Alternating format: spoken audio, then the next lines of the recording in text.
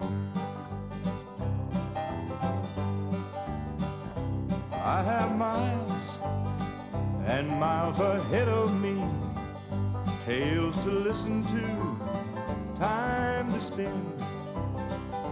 Up ahead, the road is bending. Wonder what's around the bend. Hello, I'm Charles Kuralt. We're off again to meet a few people on the back roads of America. These are people you know, not from the front pages. They've never been on the front pages.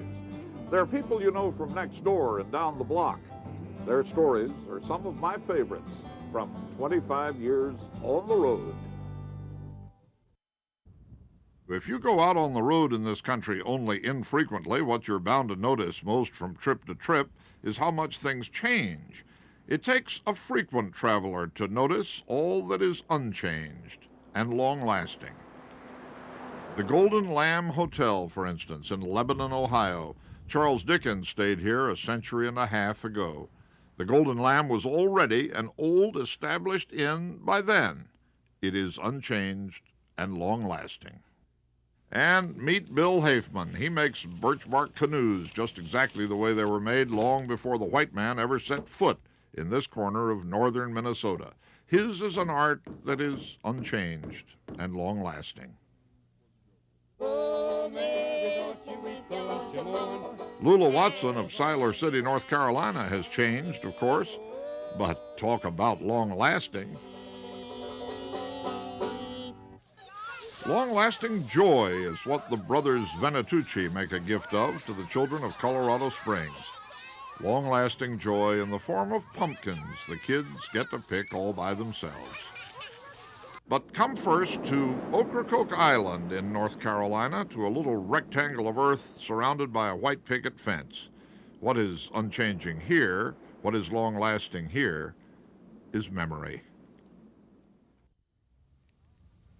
We found the British flag flying in the winter sun above a small graveyard on the lonely island of Ocracoke and thought of Rupert Brooke's poem, "If I should die, think only this of me, that there's some corner of a foreign field that is forever England." Who is buried here? Well, that is a story of the sea, a story of friendship between nations and between men, and the story of a terrible coincidence. The time was the spring of 1942. America had just entered the war against Germany. And the enemy was not, as most Americans thought at the time, way on the other side of that ocean. The enemy was right here, a mile or two offshore, German U-boats lying in wait for Allied convoys. I have seen three different ships aflame offshore, one like this, all at one time. All torpedoed by U-boats. Yeah, all torpedoed by U-boats. Aycock Brown was an agent of U.S. Naval Intelligence. His job was to identify wreckage that washed onto the North Carolina beaches from those burning ships of 1942. And when the bodies of men washed onto the beaches, his job was to bury them. The United States was unprepared to defend its own coast, so the British Navy had sent about 30 small patrol boats, not much bigger than the fishing trawlers which are out there now, to help do the job. When one of those patrol craft, HMS Bedfordshire, came into port one day at Morehead City, Aycock Brown went aboard to meet her first officer, Royal Navy Sub-Lieutenant Thomas Cunningham. He's a nice guy. He's a real nice guy. He's a real gentleman. Aycock Brown had a favor to ask. The bodies of 4 British merchant seamen had been recovered from a torpedoed tanker. Did the lieutenant have any British flags to spare for use in the funeral service? He said, well, yeah, you can have the flags. I invited him to come to the funeral. I said, why don't you come on up to the funeral, bring your crew up. He said, I can't go because I got to meet some convoy out here. I got to go to Norfolk. So I went ahead and said, well, I'll see you next time you come in port. So the next time he came in port, he didn't. He didn't come in port because he was, about a week later, his boat was torpedoed by a submarine. HMS Bedfordshire went down May 11th, 1942. 2 bodies were found on the beach at Ocracoke by U.S. Coast Guardsmen 3 days later. The bodies were taken to the Ocracoke Coast Guard Station, and Aycock Brown was called to arrange for their burial. I reached down, pulled them off the two bodies, and I told him, I said, my God, I know that fellow there. I know that. I was with him a couple of weeks ago. He was the person that gave me the flags to bury some folks down at Morehead City. I said, he's off of a book called The Bedfordshire, and his name is Cunningham. Sub-Lieutenant Thomas Cunningham, Ordinary Telegraphist Stanley R. Craig, and two unknown sailors of the Bedfordshire were buried on Ocracoke Island. They held the funeral here. U.S. Coast Guardsmen were the pallbearers. A lay minister from the only church on the island said a prayer for Lieutenant Cunningham and the others. And the flags that were used on the caskets? Flags for the caskets were the same identical flags that Cunningham had given me 2 weeks before.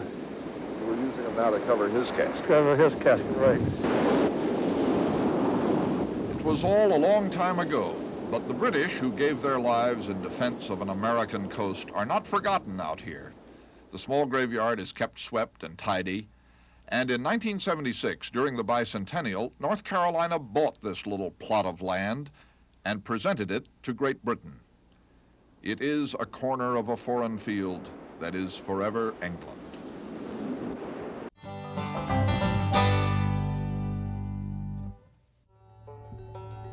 Oh, Mary, don't you weep, don't you mourn. Oh, Mary, don't you weep, don't you mourn. On sunny days, young Clark Jones comes out here to Ms. Lula Watson's house in the country, and the young man and the old woman sing songs together.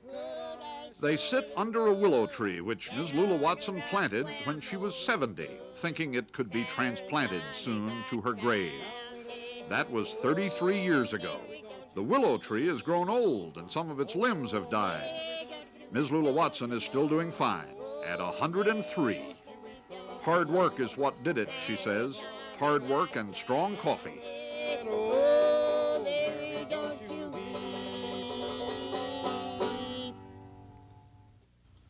You like coffee, huh? Yeah, I like my coffee 100 proof. Been drinking it ever since I was 7 years old. Well, it doesn't seem to have done you any harm. No, it just made me dark. What was that? At 103, Ms. Lula Watson has a wit at least as sharp as yours and mine, and a memory which may be sharper. What kind of work did you do when you were young? Worked in the field. Plowed day after day just like a man. Plant corn, chop cotton, pick cotton, cut wheat, cut cordwood, split rails, and plow. And I done everything anybody else done. I worked day by day. I used to plow day after day. That's awfully hard work, though. It didn't seem hard to me. It was fun to me to jump on that old horse and ride back to the field and backwards and forth. And I could pick my 300-pound of cotton every day.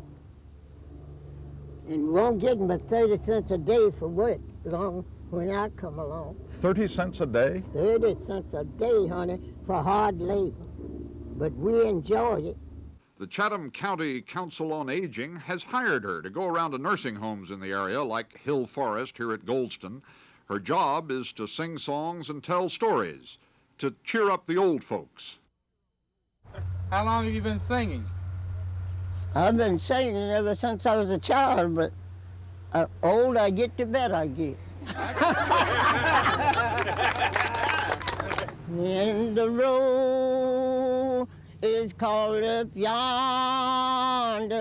When the roll is called up yonder, Ms. Lula Watson will be there, no doubt. But it seems likely strong coffee and hard work will keep her down here for a while yet.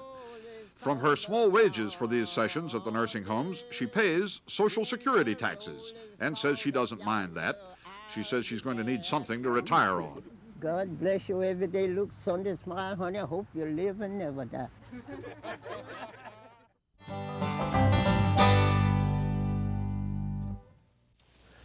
Watch Bill Haithman, a jaunty man with a hawk feather in his hat, stride through the North Woods where he has been at home for 60 years, and think of Longfellow's Song of Hiawatha. Thus the birch canoe was builded, in the valley by the river, in the bosom of the forest. All the forest's life was in it. Oh, the beautiful one. Bill Hafman came up here with his wife Violet in 1921 and built his first canoe with only a knife and an axe, so they'd have some way of getting to Big Fork, the nearest settlement, 15 miles down the river.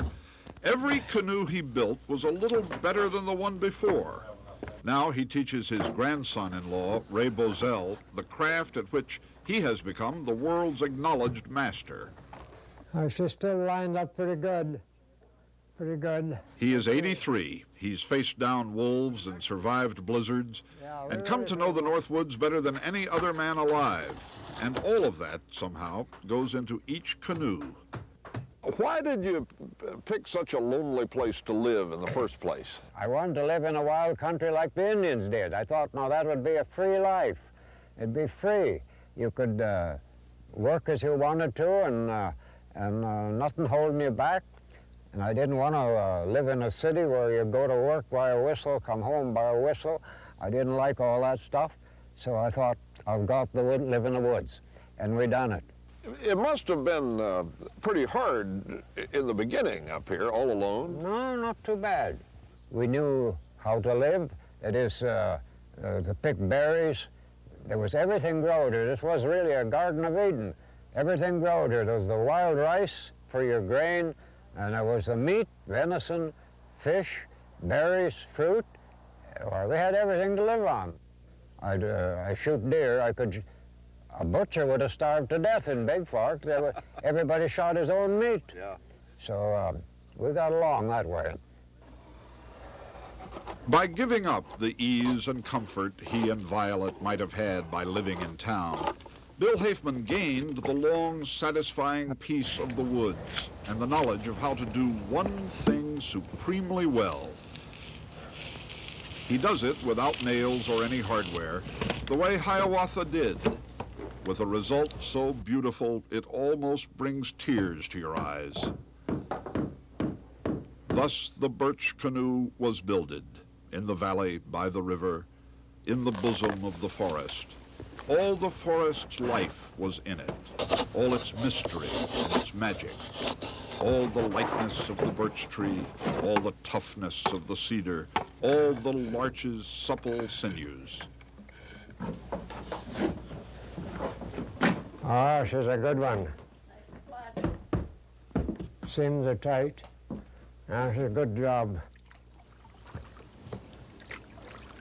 And it floated on the river like a yellow leaf in autumn, like a yellow water lily.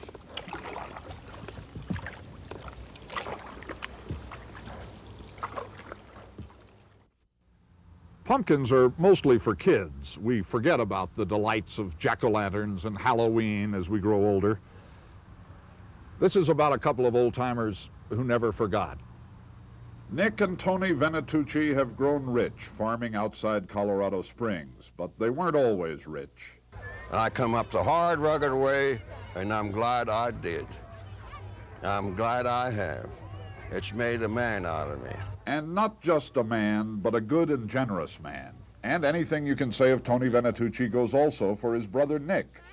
But who are all these kids running through the Venatucci pumpkin patch? They are the school children Nick and Tony Venatucci invite out to the farm every fall to pick the pumpkin of their heart's desire.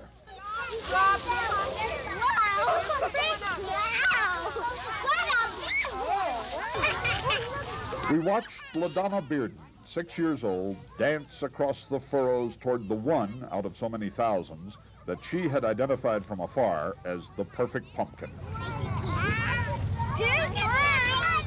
We watched Andy Salazar, 6 years old, pumpkinless, among those who had already found their pumpkins, bump along, studying the ground, until he too found bright orange fulfillment. We saw pumpkins rejected, not once, but twice. And pumpkins chosen, sometimes very big pumpkins chosen by very little kids.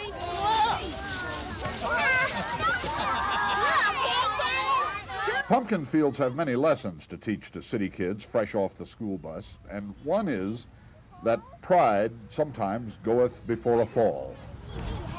Another is, if at first you don't succeed, try again. We watched a certain amount of pumpkin envy. It seemed that with the discovery of a nice pumpkin comes the gnawing fear that your classmate has found a nicer pumpkin. I got even bigger one.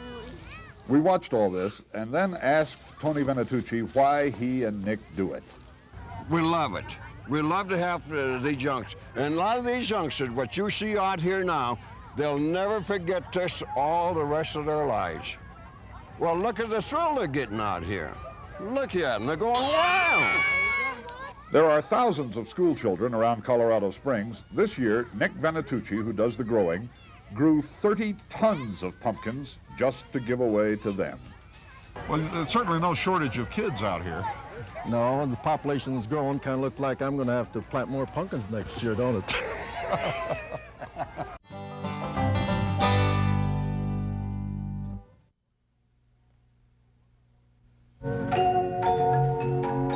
Start the music box in the lobby of the Golden Lamb and think about Ohio's past. No place evokes that past so well, at least for me, as this old hotel in this old town, the Golden Lamb at the crossroads in Lebanon. If you took a stagecoach north from Cincinnati, Lebanon's the town you'd get to just at dark. That's why Henry Clay stopped at the Golden Lamb so often on his way from Kentucky to Washington during those years when he was trying to find a compromise that would prevent the Civil War. A canal used to lead to Lebanon also. That's what brought DeWitt Clinton, the statesman and philanthropist, in 1825 to help plan the canals that would lead to Lake Erie and the Atlantic and end Ohio's isolation from the world. Mark Twain came by train, and he too climbed the hill to find a warm toddy and a soft pillow at the old inn which stood and stands a block from the railroad station. Home Sweet Home is the tune the music box plays, and the Golden Lamb has been that to travelers every day and every night since it opened in 1815, a dozen years after Ohio became the first state to be carved out of the Northwest Territory. It was already a 60-year-old inn when Lebanon celebrated the nation's centennial 100 years ago. The local weekly, the Western Star, reported that the Golden Lamb was the center of all the fireworks and hangovers of the celebration. If only a man could have lived long enough, he could have sat here in the front room of the Golden Lamb and, glancing up once in a while, watched the whole history of Ohio pass by these windows. The boys marching past on their way home after helping Commodore Perry lick the British up to Lake Erie. The boys assembling in the side yard on their way to help General Grant lick the Confederates. Here, people from a small Ohio town sat and rocked and talked about the events of the world. Look here, did you see Napoleon got whipped at Waterloo? Charles Dickens dropped by on his grumpy tour around America in 1842. He pronounced the Golden Lamb's coffee detestable and its tea worse, and he ordered brandy. But this was a temperance house back then. And the innkeeper of the time, Calvin Bradley, informed him that liquor wasn't served. The great novelist was appalled. And when he wrote about the incident later, he suggested that abstemious innkeepers, like Mr. Bradley, should totally abstain from innkeeping. Washington never slept here, but John Quincy Adams did, Martin Van Buren did, and all 8 of the Ohio presidents, both Harrisons, Grant, Hayes, Garfield, McKinley, Taft, Harding. The old hotel just waited patiently at the crossroads in this quiet village, and the busy world came to it. Home Sweet Home. All those Ohio presidents are gone now. Henry Clay and Charles Dickens have been in their graves for 100 years and more. But the inn where they stopped for the night remains. The story doesn't end. The shutters are still open, and Ohio's history is still passing on the Stagecoach Road outside. Well, time to say goodbye until our next trip together. We've heard about a story up the road here, but we kind of hope we never get there. With luck, we'll stumble upon something more interesting along the way. I can see the road is bending. Wonder what's around the bend.